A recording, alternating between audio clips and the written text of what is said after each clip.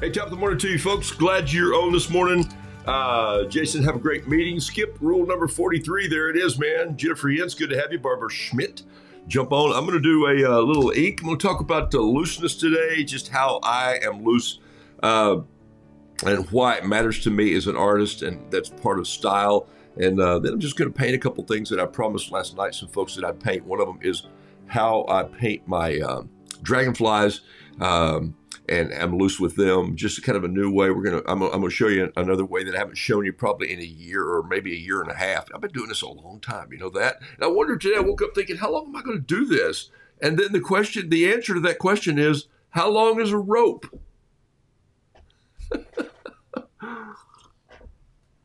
And I use that answer a lot, by the way. I get a call sometimes, I have a media production company, and people will call and they'll say, hey, hello. How much is it going to cost for you to do a video for us? And so I go, let me ask you this question. Are you taking notes? Yes. How long is a rope? And I just wait. And they go, hello? Oh, no, I'm here. I'm not sure I understood your question. Well, I ask you, how long is a rope? And I'm not a wise guy. Yes, I am sometimes, but I don't mean to be a smart aleck on purpose. I just say, you call me and you say, hey, you don't say, how's your mama and them from the South? You don't say, hey, it's great talking to you. You say, how much is it going to cost for you to do a video for our company? And I go, take a note on this one. How long is a rope? And here's what I mean by that. And people will ask you this about your art. They'll say, gosh, I don't understand how you can sell those bees sometimes because, it just takes you 2 minutes to paint one. And okay, I'm not sure how you can fill out my income tax form for me and be my CPA, and you just plug the numbers in that I gave you. I had to work all week to get you the numbers, and you charge me just at 1,000 times more than my bee. So it's not that. It's like, wow, your art is worth something if it's worth something to you. Sometimes I just give them away. I do that often. But how long is a rope is a great question for you, just to be kind of a little bit of a wise guy artist. So there's some in that. But how long is a rope? And they go, oh, I see what you mean. I say, look, do I have to fly to LA to do it? Are you have to be in Atlanta? Where are you? Where's your company headquartered? Do I have to drive? When do you need it by? I need it by tomorrow. Oh, in that case, I have to drop everything I'm doing today. So there's all of those little innuendos that go into making this arduous task come to life. The same with art. You had to go get the paper. You had to go get the paint. You had to go get everything you needed to make this work. So is that piece of art worth it? It certainly is to you. Is it worth it to somebody else? If it's not, they shouldn't buy it. If it is, then they will say, I want that hanging in my house because here's why. Drum roll. No matter how long the rope is, it's worth it to me. It speaks to me. And you have a limit. Like I showed you one of my favorite paintings a few days ago. I'm going to show it to you right now before I say hello. If I left it on here, let me see if I did.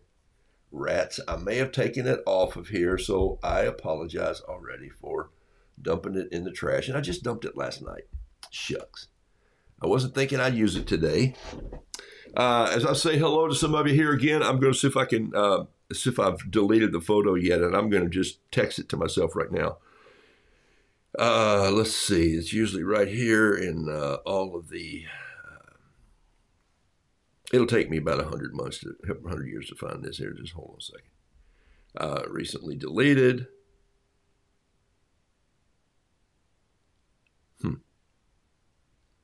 Rats. I guess I didn't delete it. Okay. So maybe it's there. All right. I'll find it in a second. Annette, hello. Thank you for being on. Saw you last night. K. Marie Piker, thank you for being a part. Jean Anthalzer.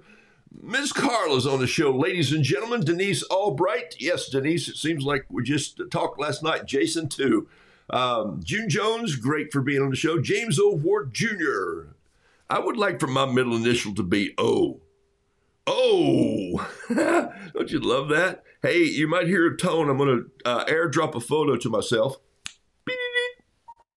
Oh, I love that when that happens. Okay, so I'm going to go find that thing and pull it down here on my desktop. Just did it. Okay, perfect. I'm going to show you this photo in just a second. Man, I love it when technology works. Terry Tardy Turquoise, his own folks from up in Coos Bay, or used to be. She's out there, and I hope your pottery thing is going well. Laura Abbott, good artist you are, thanks. It's a painting, letter, lock-in, mini gardening day here. Okay, there you go. Do it all. Might as well, right? Yes. Lori Stanley Handelmeyer Henderson says, I'm late for a very important date. Linda Schleitney, thanks for being on. Kimberly Fox Salowich, thanks for being on. And Jason, you are absolutely right. What is a rope? You get it well. People, it's not only that they don't understand. Jason's comment says, with architectural projects, I find most people don't understand all the work that goes in behind the scenes. And I think that's the whole concept of no one understands that when, it's like, why did those guys get paid $2 million for winning a golf tournament? Have you ever played the game?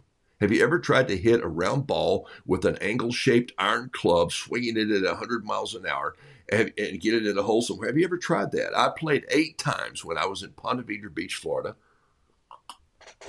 the home of the Sawgrass course. I was out there working on some video one day during a Sawgrass, the NFL Classic. I was volunteering then and helping some guys do video. And lo and behold, I thought, I could play this game. No. All right, so here we go. So let's see. So thanks for being on, Linda. Hey, Terry Tardy. Everybody's saying hello. Great response. So here's my deal. Terry, you are Potter. Hey, why is this bowl $42.50? You're going like, come on, my grandmother just paid $5 for it. Well, that was in 1922, but at the same time, that was a lot of money back then. $5 was. So the point is, you have a kiln, you have a shop, you have a studio, you have to go somewhere and get the clay that you want or have it shipped in. You have to work that clay. You have to flatten that clay if you do that. If you throw that, you have to have a potter's wheel, and you have to have all the tools, and then you make some of your own tools and scrapers and wires on sticks. And I know my dad made honey pots. I helped my dad build a potter's wheel, so I understand that. I threw a pot one time, and the problem with it was it held water. It wasn't bad on the outside, but it already weighed. It was like hollowing out a shot put, if you know what I mean. And so the time you put your cereal and milk in it, you needed a crane to get it to the table. And so I realized these are the hands of a blacksmith. All right, so here's a painting for you. How long is a rope? Here, I'm coming in right now. Watch this. Let me just do a little. I'll just put it right over this page. Ready? Here it comes. And I showed you this painting a few weeks ago. I stood in front of this painting for a solid 7-8 minutes. Not 10 probably, but 7-8. Here it is right here. Boom. Ding. All right, take a look at this painting. There it is right there. See that? Uh-oh, there it is. This painting is 4 feet by 4 feet. This box measures, well, figure it out. The box probably measures a full 30 inches on the painting. The quart ball mason jar, which is brilliantly painted with the brushes in it, is actual size. All this is just like, this is an actual size. I thought it was sitting on the shelf when I walked into the studio door and saw it across the way. And I went immediately, it's like, hello, waved at a couple people, but just kept my eyes focused on this painting. And I walked over there and I stood and I looked at it for 7 or 8 minutes until I realized, oh my gosh, I'm going to have to do what most people will do. But I'm glad that I stood and took this painting in first. And here's what I did. I went and looked at the artist's name. The artist was not in the building because I would have loved to have shaken their hand and said, tell me about this. I mean, you just looked around your studio and you said, and you moved the lighting around and you said, that's what I want to paint. what's the story here? It's fabulous. And then I did what everybody else does. I was trying to read it like this at first, so I wouldn't look down and see what the price tag was, because I thought this is going to bring $12,000. And I missed it. I missed it by quite a bit. It was $40,000. And then I wanted to see it closer up. Oh my gosh, look at that. Look at the brass plate. Look at the ball label printed and painted on the jar. This is photograph quality. So I did several things. One is, if I were a wealthy man, would I pay 40 grand for it?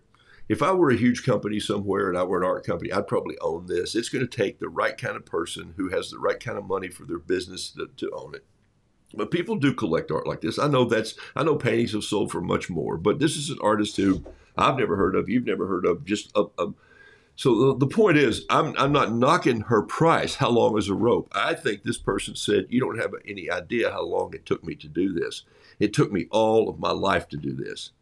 And it took me about 3 months. My point is, I'm not knocking that what the artist charged for it. I can't afford it, but does that mean that I don't enjoy it? It's just absolutely mind-boggling to think someone painted that. I love it. I just love it. So when you throw out a B like last night, when you put out a few dollars for a B, I do that not because I'm trying to be cheap. I'm trying to be originals inexpensive because, yes, those are learning for me. I'm always learning. So here we go. All right. What I've got right now is a piece of 9 by 12 Kilimanjaro paper. You know, I use it most of the time. Here's what it looks like. This is a pad, and it's only glued on one side. I have one that's glued on all 4 sides. Boom, boom, and there's a little slot here that you put in a separator. Some of you know this. I rip a piece off like this. When I get ready to hit the road in the mornings, I run it through my little paper chopper, and the blade is so dull now. I love this about my little cheap paper cutter, and it is cheap. I cut these in 3 inches by 4 inches or 4.5 inches slots. And the reason I do that is because, here's the reason I do it right here. I run it through this little Westcott cutter, and I run it right over to the edge here, which is about 3.5 inches. And I just go, boop. And the cutter is so dull now, which I love. It's taken me a long time. You see this? It gives me kind of a rag edge, which makes this look like it's just a professional looking piece of wonderful paper. I just love it. And here's what will happen. I get 3 chunks out of this, and then I get a little slip over here that becomes some sort of a little bookmark, which I like. Then I'll turn this piece in like this, and I'll eyeball it like so. And those are the ones that go in my little book that I travel with. So that's my calling card when I slide those in there and take them to places to paint. And I'm going to the art store this morning, and so a couple folks in there, there's a young man there, and a couple young ladies who I always give them a little piece of my art. And I'm running over to Cheap Joe's after this to pick up some stuff for my class coming up. And that looks about right there. So there you go. So that's how I treat a piece of paper. And I've got 6 great little clips out of that. But this is the whole piece. So it's a rag cotton. So my throwaways, the ones that I sell, not my throwaways, but my gifts, my cards, even the beads that I sell most of the time are own pieces like this. I'll sit and do a couple of these tomorrow somewhere in a restaurant and after church. And so that's it. All right. Okay, have you had the peeps been, what have you, oh, I think she's talking to somebody else. What have you peeps been up to in the barnyard?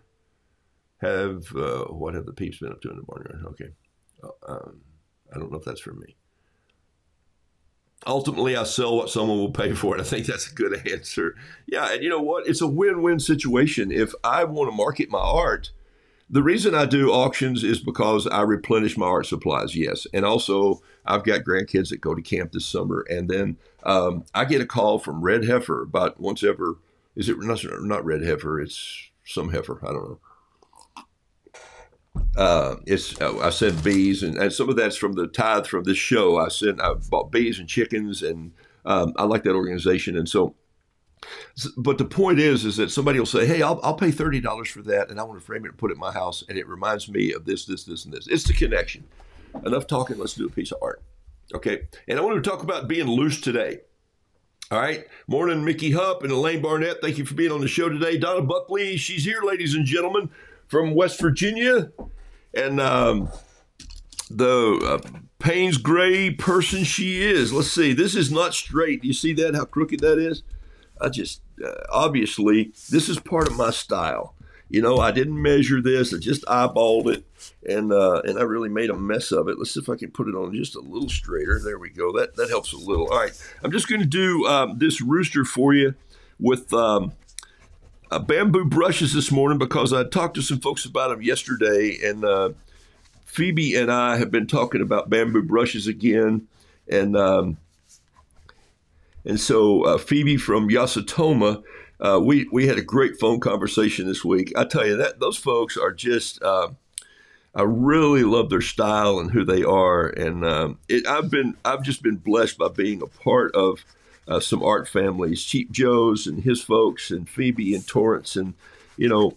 You can't buy directly from Yasutoma. Sometimes you can go through a catalog they might have, but most of the time you have to get it somewhere else. And they're always, and some of you follow Karen, I know, and that's really fun. And I know she appreciates that very much.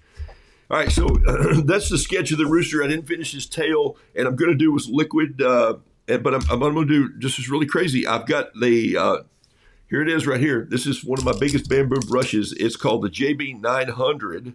Here's what's called the 100 in my right hand. My left hand is holding the JB 900. Yeah. And you think, how could you paint with this? But watch what happens when I dip it in the water and rake it against the top of my jar. Look at the point on this brush now. And this is what I love about this goat hair. Okay. Take a look at that. Is that not incredible? And so it's amazing how much detail you can do with a brush like this. And what I'm going to do is I'm just going to drop I'm just going to take the end of it, and I'm going to bring some water in, just like this. I'm just drop a little water here and a little there, and then I'm just going to go in, and I should have left some dirty water in here, but I didn't, so you can see where this water is going. You're going to see it. The pen works a little bit, so you can see where it's starting to bleed, and I'm hitting it here. And then I'm going to finish it once I drop this water in, and I want enough water for this paint that I'm going to drop in to just take off. There's a little puddle right here. There's a puddle there. There's a little puddle here. And so let's just make this work really well right here, okay? All right, here we go. Where's that piece of music I had this morning? It was kind of nice. Let that play again. All right, so the first thing I'm going to do is I'm just going to drop a little bit of yellow right here. If these will drop, yeah, there we go. That's a little bit. I'm going to put a little bit of yellow right there just on that beak. All right.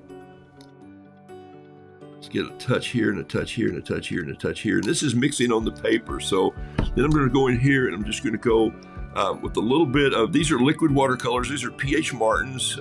If you don't know about them, you should by now. Everybody doesn't care for them. You just got to have a big space to do it, and you have to really decide that you're going to be loose in the process. All right. So I'm going to drop a little bit of this yellow right in here because I want a little spot of green right in there. Okay, and then I'm going to take a little bit of black and I'm going to drop it right here, just a touch, right there, and right there. And I want to put another little piece of red right here because I want to grab some orange. So I want that to mix right in there, right there. So a little purple's going to show up. And it's like tie-dyeing a shirt, right? And then I'm going to bring in this big old damp brush. I'm going to keep a paper towel handy because I'm sure this is going to be a mess. And I'm going to work with I've dipped this in the water, but this is carrying a lot of water here, okay? So here's what I'm going to do right now. There's part of me that says, hey, Bob, glad you're on. Hey, Sheila Nelson out in Bainbridge, glad you're here.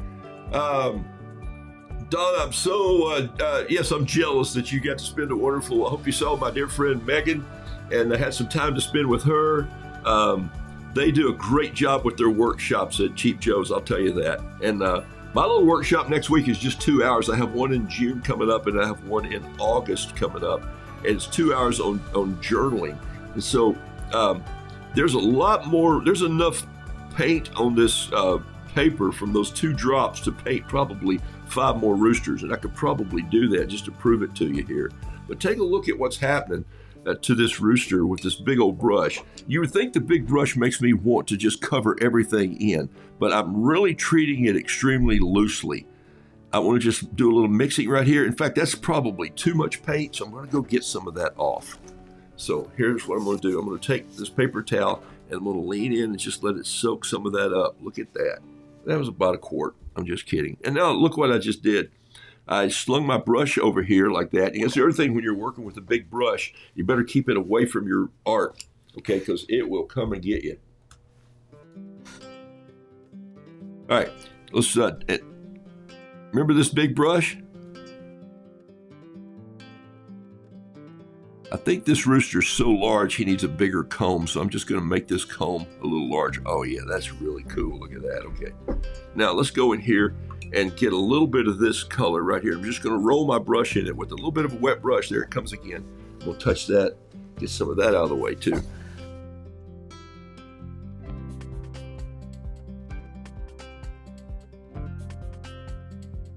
Get a little bit of red out of his comb there. Mix it on the legs. If it's too much, I can touch it like this. Come back in. I love mixing on the paper. Here's why. Keeps me loose. And I go, well, there wasn't much control there. And I go, I didn't want control there. I wanted it to just sort of take off and do its own thing. Well, you accomplished that. And I go, that's my point. And so now I'm going to really build this tail up a little bit because, I mean, this rooster needs to have a tail. I mean, look at him. He's a big old bossy guy. And I like all the green that's coming in there. That little yellow and that touch of blue.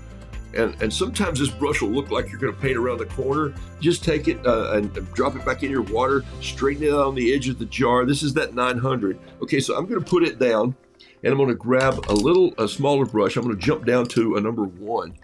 And here's the difference in the handle again. Take a look at this, okay?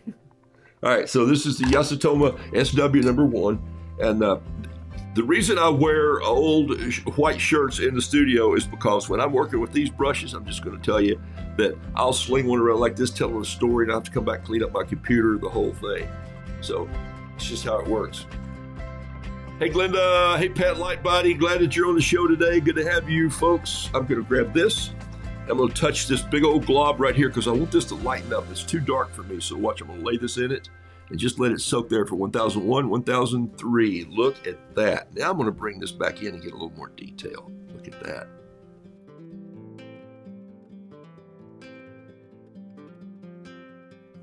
And this black is running down to here, so I'm going to stop that and pick up some of that. I want a little more red down here. I'm going to grab some here, and I'm going to bring in a little red right here.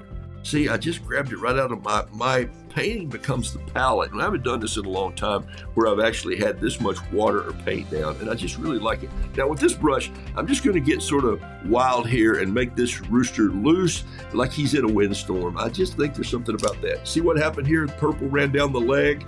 So I'm going to touch that and bring it back. I'll eventually come in here with a little more orange from right up there. I'm just mixing it from right there, and I'll paint this just like so.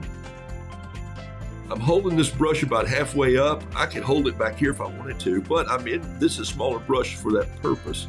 But look what's happening right here. I just touch a little red right there, and then I come right here and I touch a little red right there. I'm going to get these great blooms and all this water that's in this painting. And I always love to go back in here and just like, just put a little bit of touch on some of that, okay? Now, I'm going to grab a different brush now. This is my third Yasutoma. So this is like a number 1. This is a number 2, I think, Yasutoma SW. The logo's gone, but I think I can make it out. Maybe that's a 1 or 2. I can't tell anymore. I've used them so much that I've about worn them out. But I'm just going to go in and grab some water right here. And then you know how I do the bases of my roos, right? I just take this is a number 7 pintail, and I'm just going to go in here and cross-hatch this. I had it cross-hatched one way. Why? I just like to do a little earth. In the words of Carole King, I feel the earth move under my feet. I feel the sky tumbling down. And underneath the foot, I'm going to come in there and just do a little more cross-hatching. Why? Because it's going to give me that little bit of a shadow that I want. I'm going to come in with this brush I just wet, the number 2, and I'm just going to use water, and this is the pen. And it's going to give me sort of a purplish blue bleed. And that's what I've been after. Some of you forget you're holding pens that are a great watercolor tool. Hey, the reason I like doing black and white ink so much, and I'm going to do one on a dragonfly here in a minute for you, or a fishing fly, is just to show you that you don't have to have all of those different, how different pens have different colors. You know, some of you know that. Now watch this. This is kind of a fun thing. I'm going to take the Yasutoma here, and I'm just going to open it up like this. Look, I'm just going to pull the hair, the goat hair across like this and just make it sort of rough and fuzzy. Can you see it right there? Okay, take a look. The difference between that and when I fuzzed it up. There it is right there. Now I'm going to take it and I'm going to go in here and I'm just going to brush some of this up just like this. And I've created a little brush to give myself a little bit of some wild grass down there. And I don't want it to all be straight up. I want it to be kind of crooked, so I'm turning my brush a little as I do that. If you haven't done that yet, it's a great way to kind of go into that. I'm going to add a little bit of water right here, just in the corner, and up here, and I'm going to go get a little touch of that blue, and just a blue-green will be fine. I'll take a sky blue-green. Sky was blue when I met you, when I left Minnesota. Garrison Keillor I was singing here this morning. Wow. And when you're finished, you are going to have a tie-dyed paper towel, which is going to be fantastic.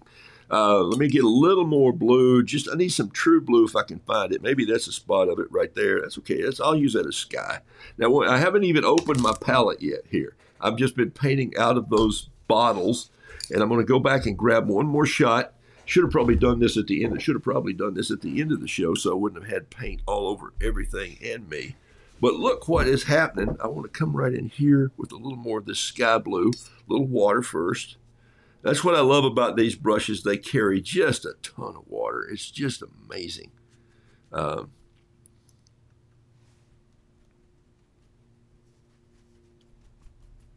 right, I'm going to grab a little bit of water here, and I'm going to grab a clean section of paper towel. Let's see. I'll show you this paper towel in a second, what it looks like when we're finished. This is a cleaner one. It's dry anyway. I'm going to grab some of this right here. I may stop it with a pen. I may go in here and just make a little dam. Did you know you can do that? Do you know you can create a dam with your pen? You can just go in there and draw around where you painted that. Remember I enlarged his comb?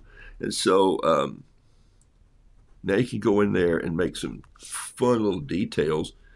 And you go like, man, I can't believe how well that guy stays in between the lines. That guy didn't. That guy was painting after he painted. He was penciling in after he painted. You go like, what's wrong with that? Nothing. What's wrong with how you make your style and do it? Nothing. I guess the only way it would be wrong is if you turned out art that you and nobody else liked, and you might say, hey, I might have to change my style. But if you love your art, go with it, for heaven's sakes. Quit worrying about what other people think and paint for your own heart first. Would you do that? Most people don't. They go, well, I don't know if anybody's going to like this. You go like, most people don't care. Most people don't even care about my art. Look, there's a lot of people on the Ruse crew who care about art. There's a lot of people who are friends with me on Facebook, but most of them don't have my art in their homes. It's a small percentage. You're going for a niche market. And that market is not necessarily a wealth market. It's just a market of friends and family that you give paintings to. And people go, I like your style. And you go, thank you. Own one here. And so that whole thing of how people, I was at a barbecue 2 weeks ago at a birthday party. I think my job was, my wife had volunteered, Carol had volunteered me to cook for them. So I went to somebody's birthday party, but I cooked. And the guy said, hey, I remember meeting you last year. In fact, you gave us a little shrimp at this place where we were having dinner. And he said, we came over and you were sitting there sketching. And I said, well, that's my life. And he said, I just got back from trout fishing. I said, oh my gosh, I have to show you some of my trout flies. He goes, whoa, where can I get some of those? And I said, I know the artist. And so I made a deal with him to say, hey, you want to buy? And he bought 3 of them. And so, very inexpensive. And he goes, I was in a gallery and we almost bought a couple the other day and they were like several $100s. And I go, well, you know what? I would have felt good if you had bought those from the artist, because I think artists need to be paid what they're worth. But at the same time, man, I like this rooster. At the same time, I can sell you these, and in fact, I could do one couple while we're waiting on the rest of this grilling to take place. And he's going like, that's impossible. And I go, that's not impossible.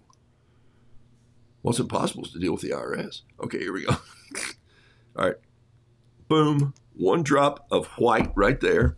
And then I'm going to take this little bitty brush, make sure it's clean, a little damp. This is the number one, and I'm just going to take this and just pull it into here like this. Just pull it right up into there like that. Give this a little bit of white spot, and I might take one more white spot. Watch this right here, and go just almost no. In fact, I think I'm going to do it this way. I'm just going to touch this with my brush and put a little bit of white. It's not going to work. It's still too wet up here, so I'm just going to do a little drop of white in there, and right there, and it may be right down this little neck like that. Yeah, that's good. Okay. All right. Why did I do that? I don't know. I just felt like it needed some tributaries in here, some little waterways that's running.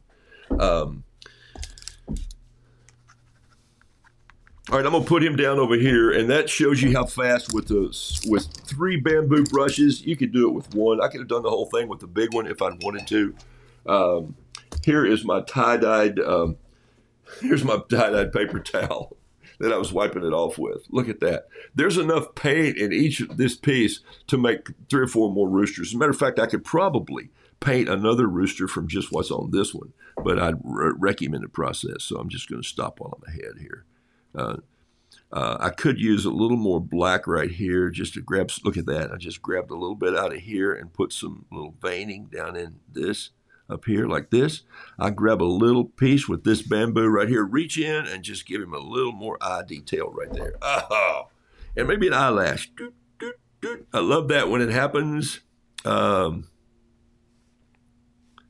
Okay, so I don't know how you're thinking as you paint, but I talk to myself even when I'm not doing a show. I talk about, oh, I should turn this to this, or we should do this. I'm going like, we? Who is we?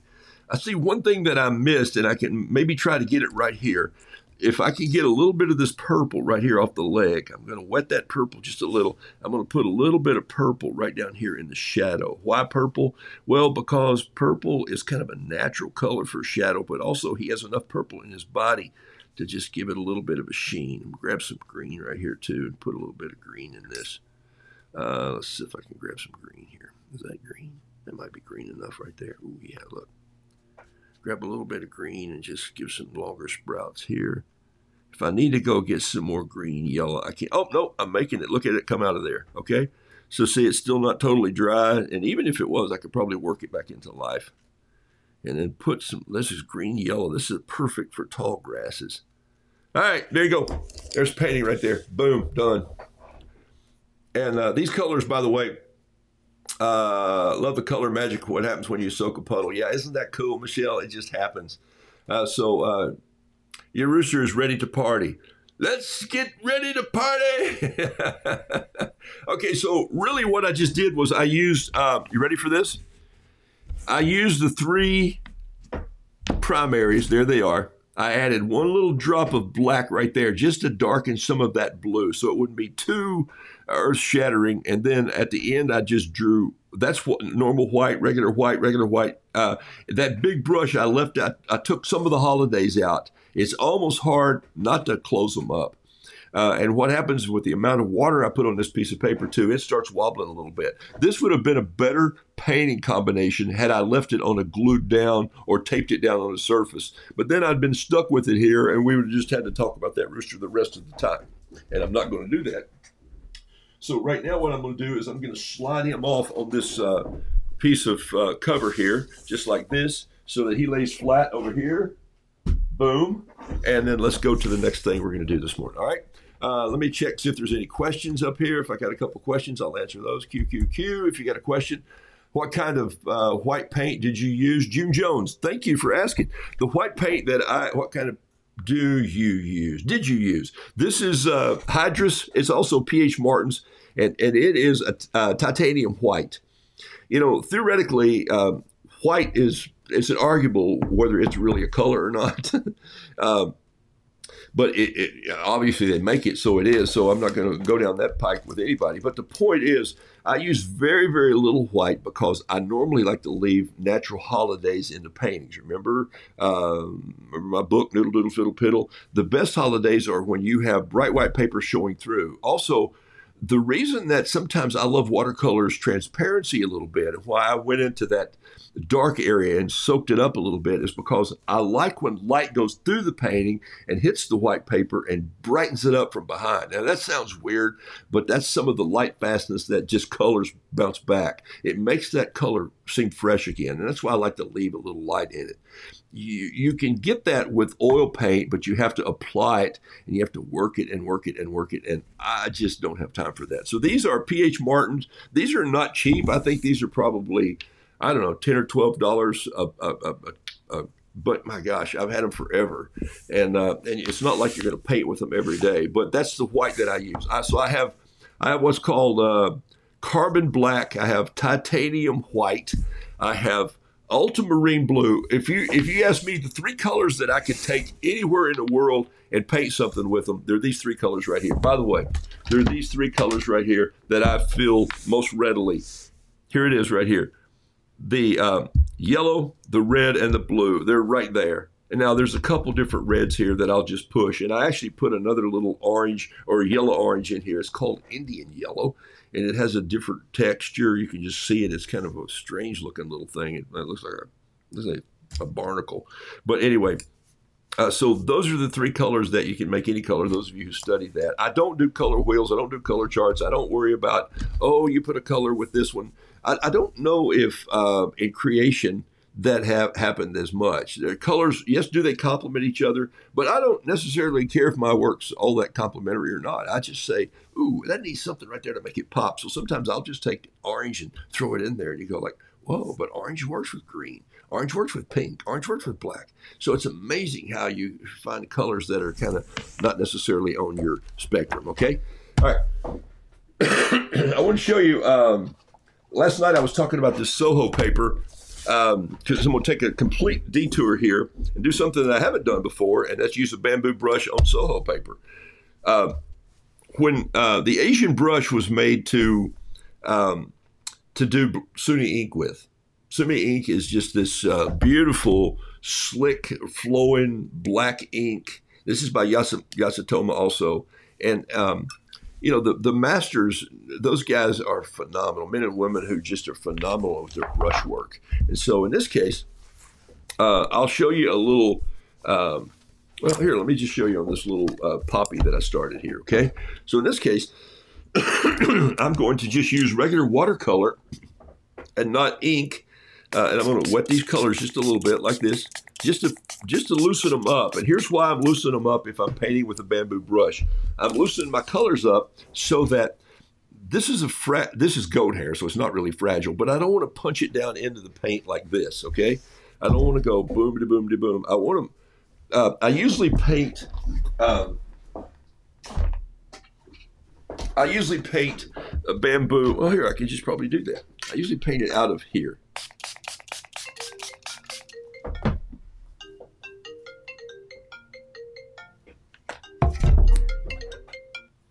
Hey. Good morning. Hey, I'm online. Can I call you back? Bye. That's my daughter. Okay, I always answer the phone for my kids, so thanks for letting me just do that for a second there. I just needed to do that. Okay, all right. Here we go. It's a beautiful morning in Minnesota. Becky Bailey, thanks for being on the show. Jodia Lintner, have you been on the show before? Jodia. Wow, I hope I pronounced that correct. It's a cool name, Jodia. Jodia. I wonder what that means. You'll have to just send me a little note there. Teresa, thanks for being on the show. All right, here we go. This is a little poppy that I started because I was learning to paint poppies. And so now what I'm going to do is sometimes I say I use a pad like this where I'm just going to go in here. And this is what's fun about a butcher's tray is that I can lay this down on its side and roll it in. And that is really a fun way to treat a bamboo brush, okay? That's really the way that this could be used to really give you some brilliant color. In fact, let me just demo it and show you what I'm talking about. I don't use them enough sometimes. So watch this. If I take this pan and I'm going to wet it just a little bit right here, maybe get a little yellow there and get a little this color, whatever's in here. This isn't there's another one laying somewhere that has more paint in it, but here's the point. All right, I'm going to take a damp brush, clean brush, and I'm going to do this. I'm going to put this in the heel. See, I've got a heel of the brush, I have a middle, and I have a point. So I'm going to lay the heel in this little brown color right here and just roll it around a little bit. Just touch the heel to that, okay? And now I'm going to go and I'm going to lay some of this dark green right in the middle of it, just right there and right there and right there and right there and right there and there. And then right on the end, I'm just going to take a little of this little bright color right there, this white. And this won't work on a tiny brush as well. But watch, so if I slide this across like this, I'm going to get this look. Oh my gosh. You see what just happened there? If I go back in here, and then if I come back in here, now look what I have all of a sudden. And I'm just playing here, as you can see. It doesn't really matter, but look what's happening. I'm getting these colors that just create this, good grief, what is going on? So I have this great little, now I'll put a little in here, and I'll come in and I have these colors that I normally wouldn't have. Like if I just came in like this and I started doing this row of mountains here, and maybe I've got some gray, a gray line back up here. Maybe there's some clouds in here that are just gray clouds like this.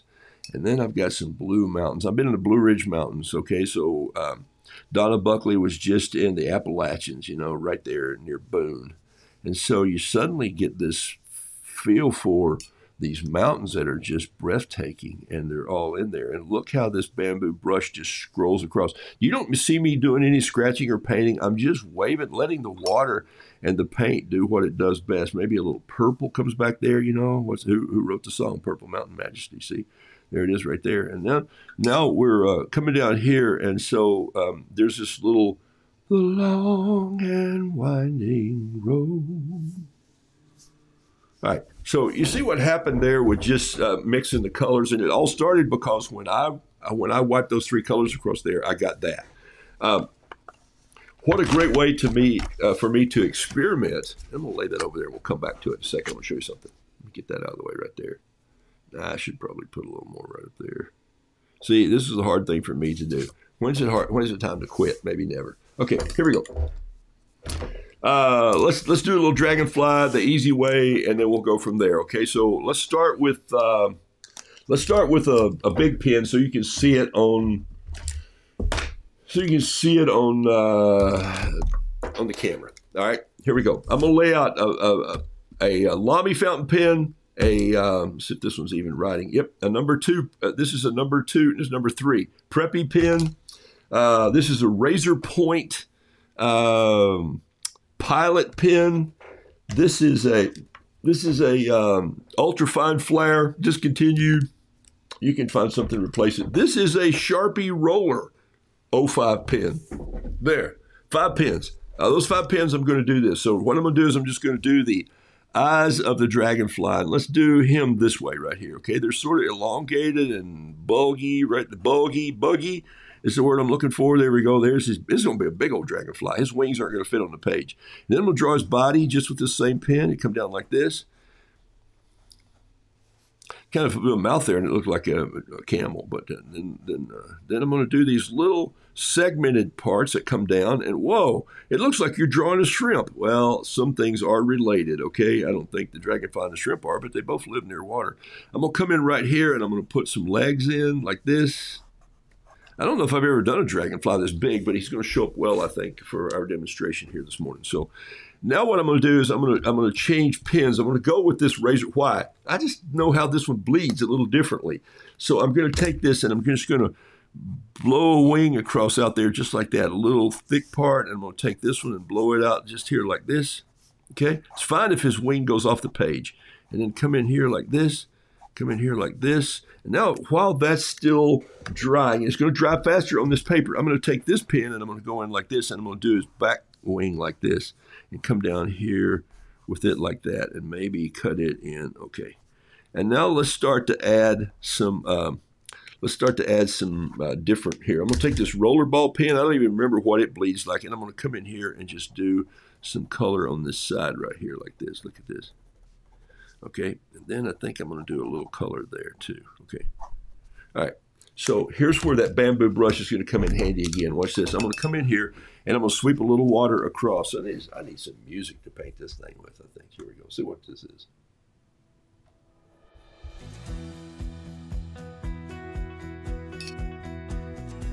I think there's a smaller brush somewhere. Now let's use this number 2. All right, here we go. All right, here we go. Look at that. Remember, there's no paint in my brush. This is just the pen's bleeding, okay? So look what's happening. And see how that one is a different color blue? You see that? Okay? And I'm also adding a lot more water in here than I would be with the normal watercolor brush. Why am I doing that? Well, I'll show you right now, because I'm going to grab a little bit of orange and we'll come down right in the middle of this and just go like that, and then here and just go like that, okay? Then I'm going to grab a little bit of maybe, what do we got here?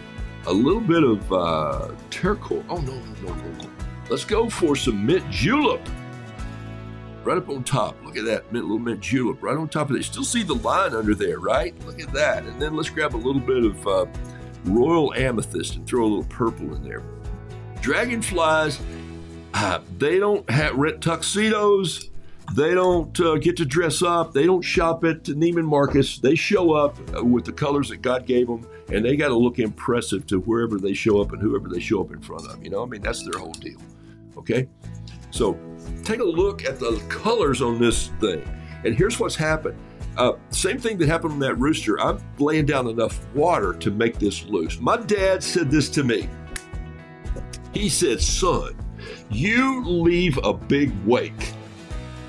Now, when you're 8 years old, you don't really know what that is. But one day you're out in the boat, and he said, man, look at the wake that boat's making. And I went, oh my gosh. He means that when I come into a place, I generally come in carrying more stuff than I need. I'm frolicking around. I'm pushing the edge. I'm going like, what the heck?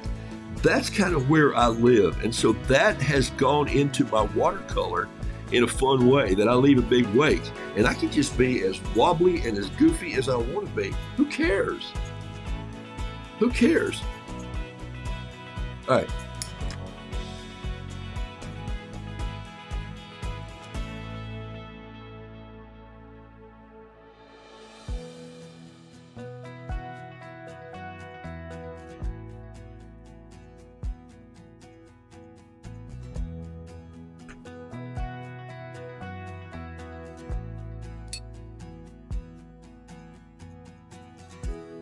Ah, look at that. Is that not cool? All right, so here's the thing. If you had to go to a class tomorrow, if Jodia says she's been following me for a couple of years, says a couple of my roots. See there? I'm so sorry. I just didn't recognize that your name had an IA on the end of it. So, and perfect pronunciation, Jodia. Jodia. I love it. Littner. I love it. Thank you. All right, so look at what I'm going to do here. I'm going to grab my pen and I'm going to go back in just a second, and I'm going to doctor this up a little bit. I'm going to add a little bit of a line right in here from this Lamy thin point. Why? Because I want some different detail in here. So now I'm letting that just kind of follow. Oh man, look at the bleed on this paper. It's just outstanding. Now this is that Soho paper. Remember, it's like a hot press paper, you know, hot press, cold press, okay? So I'm going to let that green dry just a little bit longer, and then I'm going to put the eyes in, and I'm going to come in, and I'm going to grab a little bit of gamboge yellow here, and I'm just going to bring out a few little yellow stripes like this, just out there, and then I'm going to just do something that I haven't done in a long time. Ready for this? I'm going to grab my spray bottle, and I'm going to give this a little shot right there. Boom. All right. Just atomizer and just kind of zip, and then I'm just going to let it buzz out until it's tired buzzing out. And you got to admit, that is a cool, loose dragonfly. Did I know it was going to turn out like that? Had no clue. I'm not that smart. All right, so this is what started me being loose and working with bamboo brushes. And All right. While this one dries, I'm going to come back. I've got time to do one more little painting for you here this morning. And I'll show you what's happening on this dry one. Now, here's the other thing that I'm going to teach you about paper, okay? This is not going to stay as bold and bright with all that water as it would on watercolor paper. Hear what I said. That is not going to stay as bold and bright on that style of paper as it is on watercolor paper. Why? Because watercolor paper, hey, women, you'll get this. If you're wearing a diamond and you look down and you see the diamond, it's never just a flat piece, right? The diamond has facets cut in it. It has faces. It has all these little edges that have been burnished and ground in. Yes, they ground away some of your diamond while they were cutting it. They call it cutting a diamond on purpose, and they gave it undulations. Why? So that when the light hits it, it reflects. Same thing with watercolor paper in my definition of seeing that. Has this ever been taught to me by anyone who makes watercolor paper? No. Or in classes, which I haven't had? No. It's just that over years of experience, you go, ooh, that's so bright. How does it happen? One, it's good paint. Two, it's the paper. And so that's why you use the best paper that you love. Not the best paper you can buy, just the paper you love. And you learn how to use the right amount of water, the right amount of paint to make it work. Okay, so that's kind of how that flies. All right. Here's how I do my fishing flies. And I'm going to show you how I do them with just I'm going to start with this number 2 pen again. No, I'm going to start with a 5. Do I have a 5 on the desk? Yeah, here we go. Here's a 5 right here. All right, let's just do a little fishing fly. Let me show you what I'm looking at here. Let me move. Wait, this is going to be moved. It's. I'll show it to you in a little bit when it's finished. Let me see if I can anchor it right there so it doesn't wobble or run or drain or go somewhere. I don't know where it's going to go. But it's going to look cool, but it's just not going to look as bright as something done on watercolor paper. What is going to look good is all this paint on my computer. He buys a new computer and he paints it blue. I should have gotten a blue one. All right, here we go. Here's what I'm going to do. I'm going to do the little eyelet for the fishing fly. Right there it is. It's going to be tiny. Let me see if I can even pull in a little bit more on this. Hold on. See if I can focus on this.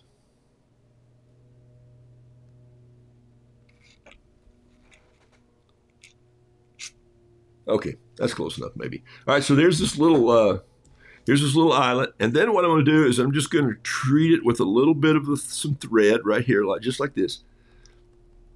And then I'm going to decide that that's enough thread, and I'm just going to start winding it up, and I'm going to make some hair come out of that. Now, there's several ways to do the hair. One is just the thinnest pen you have, and you say, well, what if I used a pen that's like that doesn't bleed? Okay, that's fine. Here's a nice little Winsor Newton pen, so I can come in here and just do some really fine little hair like this. These are feathers, or just little piece of hairs from feathers. You can come in and do something like that.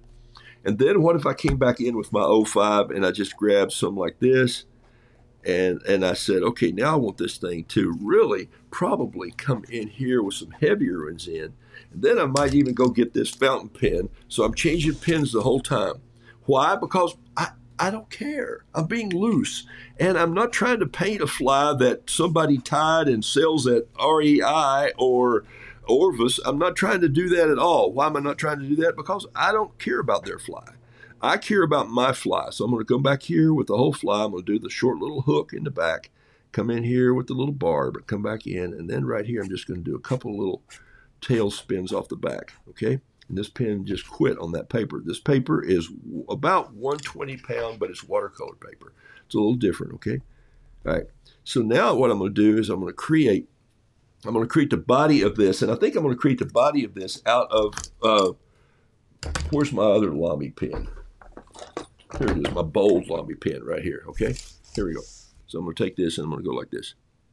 I'm going to come in here and I'm going to like ramp it up just a little bit, and then I'm going to come here, and I'm just doing these in almost sort of slight C's, the letter C. I'm just sort of making a little C like this. I'm not just going up and down like this. I'm kind of making a little C like this. Why? Because I want it to look like it's wound around the thread, okay? So you see how that works?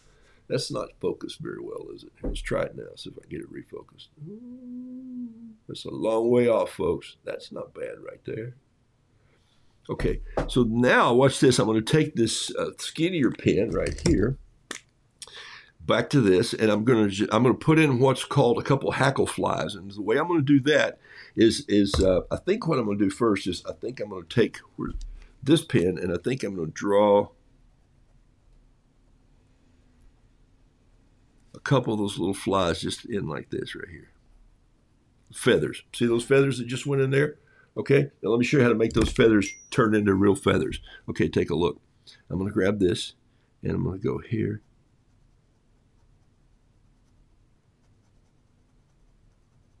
And I'm doing these slow but large chevrons, okay, the little triangles. I'm coming down. I think I've done this for some of you before.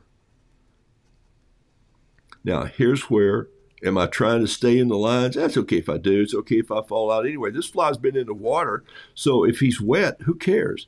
And now what I'm going to do is I'm going to take that little bamboo brush again right here, and I'm just going to touch these. Watch this. I'm just going to touch and let a little bit of water just kind of connect it together like this. Look. And then I'm going to come here, and I'm going to use this water on this brush, and I'm doing little C's again. Just kind of grabbing them like this, and then I'm going to grab a little bit of orange right here because I just want to take a long sweep. Let me show you how to do it two ways. One way is a light sweep like that. Let me show you another way to do a sweep. Okay, just go ahead and grab something that's sharp pointed.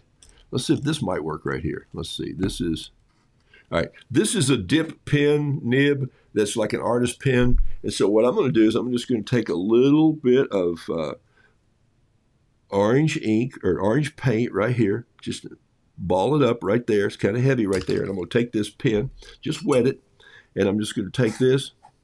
Could I use a pen like that? Could I dip it in the ink? Probably. It's not working as well as I thought it would. There it comes. Okay. So I'm just going to dip it right into there. Look at the fine hairs I'm getting with that. Oh my gosh. Now let's go in here and just add a couple of these to match the tail right inside this black here. Okay. So I'm literally dipping a nib of a, what, $5 artist pen in my watercolor. Here's all I'm doing with it right here. It's not liquid watercolor. I just sprayed some water in there, so there's pulling a little liquid in. And it's just going like this, and I'm just joining that up with that. Look at this. I love that coming through, and I'm going to put a little drop right in here on the head of this, so I've got that orange color going all the way through. Now, while I'm cleaning that out, drop it back in the jar. While this is still wet, I'm going to take another pen right here, probably this one. This is the Preppy pen. While this is, and I'm going to touch little dots like this. And that's going to give me those little dark membrane feathers that come out like that. Okay? All right. What if there's some loose feathers and loose hair on it? There should be. Okay? Now I'm going to grab my little brush here, and I'm just going to make sure it's clean. And I'm going to come in here with nothing. Maybe I will do something. Maybe I'll do a little bit of brown on that. And I just touched it with water so that it bled the ink with that little drop of water together. And then I'm going to take my pen right here. Where's my 05? I'm going to just do a little wrap. Little piece, and then I'm going to take my string and go off that way. So there's your fishing fly. Now, that's a tiny one, by the way, and this has been painted on speedball paper, which is about 120 pound. I mean, handbook journal is how big this thing is. This is what, 3 by 8 is, I believe that's the size of this. Okay, so let's go back to that dragonfly and look how bright this is compared to the other paper. So that brilliant butterfly done or dragonfly done on that paper is probably going to dry dull because I use so much water. I'm going to show it to you because I want you to see it. But if I wanted to do that on this paper and start here like this, I could do the same thing. A little smaller body, come down, come over. Let's go from here and then come in and do this. And it shouldn't take you too long to do this. You just need to make them. And so what if you got a strong piece here and then you're going to come in with the same brush concept. His wings come out like this. The wing concept, come out like this, and then here, then another line, and then put his legs in like this. You should be able to show your grandkids, your kids, somebody how to do this in just a matter of seconds. Watch this. I'm going to pull that water in right here. Now I'm painting it on watercolor paper. It's going to take a little more water, and it's not going to bleed as much because the undulations in this paper, the roughness, holds the pen at a little more reserve, okay? But I'm going to come in with the same colors that I did the other one. I'm going to come in here first with that. So now I can use a little more water in this brush and get a little broader spread, okay? Come in here like this. Come in with a little of my purple. We'll throw the opposite colors here. Look at that, a little heavier on the purple. That stuff really flies out of there. And a little orange right down the center, just whether it's straight or not, doesn't matter. Take a look at that. Now, the intensity of this fly is going to be twice, 3 times maybe what the other one was. It's just going to happen that way because of the watercolor paper. So you should buy 2 pads of watercolor paper. I say this all the time. And let me tell you what I'm going to do. I don't know if I'm available next Saturday morning to do a live show. As a matter of fact, I'm pretty sure I'm not. I'm in New York City.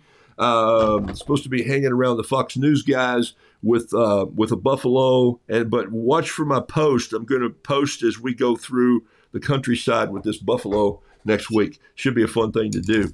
All right, let me show you how this paper came out, and then we'll call it a day here. Take a look. You see how it's not bad, but it's where you've got paper that's still wet, it's drying a lot, and it's going to not be as bright. It looks marvelous when you're doing it. But this is where this paper is for pen and ink. It's better for journal sketching and small blocks of color, not for a ton of water. So there was a way to prove that to you, wasn't there? Yes, down the bunny trail.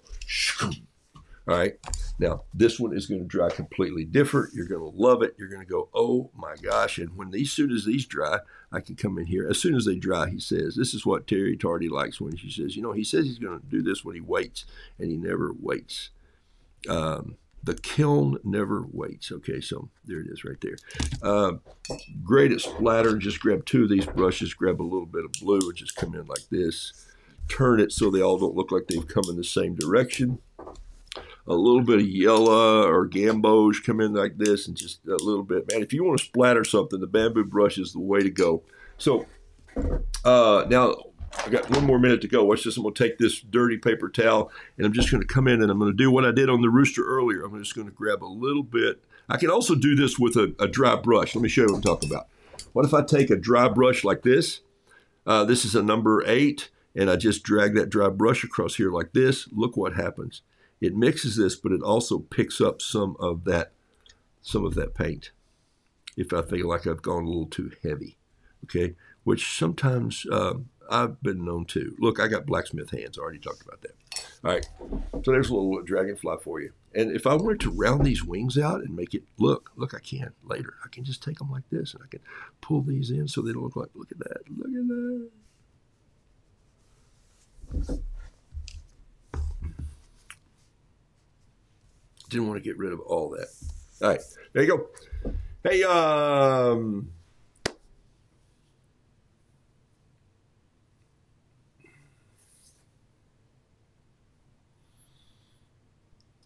I leave Wednesday, heading up into Shenandoah Valley. I'll post some from there. We're loading this mounted buffalo into the back of a pickup truck. It comes to about here. It's about 5.5 feet tall at his hump. It's full-size buffalo. It's been mounted for many, many years. My story is I think Teddy Roosevelt actually shot at this buffalo in the late 1800s, but he missed. And I don't know how it died, but or who had the burgers. But it's going to New York, and so we're going to go through Washington, and we're going to go through Virginia and Washington, and we were going to go Independence Hall, and I think we may just go to the Smithsonian. I'm making a bumper sticker that says, and we're driving a Ford electric truck. So charge the truck, never charge a buffalo. And so there's a whole story. But Saturday morning, it could be on Fox News. We don't know, but they've asked for it to be there. So I'm helping a friend organize it, and we're going to do some social media for Buffalo Jackson. It's a great company. If you haven't looked up Buffalo Jackson, back about 10 or 12 years ago, I did a lot of videos for these guys, and some of them were just fun. I did one on bourbon, which I don't even drink, which is funny. I did one on cast iron. I did one on children's toys. I did one on my granddad's pocket knife and writing letters to people. And so I used to do, they're on the blog, they're on their video sites, Buffalo Jackson. So you can follow me. and I'll send out a hashtag this week and be in touch with you. Thank you for being a part of my world. You really make my day fresh and refreshed. On the 18th, be thinking about me. I'm doing a 6 to 8 or a 6 to, I don't know, 6 to 8, I think, 7 to 9, sometime watercolor show on journal painting. So I'm going to be having my journals there. I'm going to take those for people to look at. I'm going to take a clean, fresh one with me to the Tetons this summer when I'm off and running. There it is right there. So the reason that I paint on paper like I just did the fish and fly on is because I want to learn to control the water and the color on this type of painting paper. And so that's where it comes in handy when you're doing this sort of journaling. And this is that, of course, this is that book that just keeps folding out, right? It just goes and goes and goes and goes and goes. And then you wind up with this full story of where you were and what you were doing. And this is about 12 and a half feet long. These are, I talk about them all the time. If you ever want information, just send me an email and I'll tell you. But they're made by Moleskine and they're called Japanese accordion or concertina journals. Concertina, which is a tiny accordion. Have a blessed day. I'm off to the art store. Thank you for being a part of what I do. Yeah, I was a model for Buffalo Jackson. Yeah, but short-lived. But you know what? It's worth some leather bags, and I have some wonderful bags from those guys. I'm out of here like a herd of turtles. Appreciate you all. Hey, stay behind the mule. Keep plowing, okay? And over little by little, and give away some art this week, okay? I gave away 6 pieces. I gave away 2 pieces last night, 7 pieces. I gave 5 away, then last night I gave away 2 pieces. Give away some art this week. And then find out how you can sell some. Be that person. My wife says, and you literally need to listen to her. She's good. She said, you should be the most interesting person in the room. So walk in and say, hey, I'm here. What are we going to do? Let's paint the house. Let's paint the barn red. Okay. Blessings to you all. I'm out of here.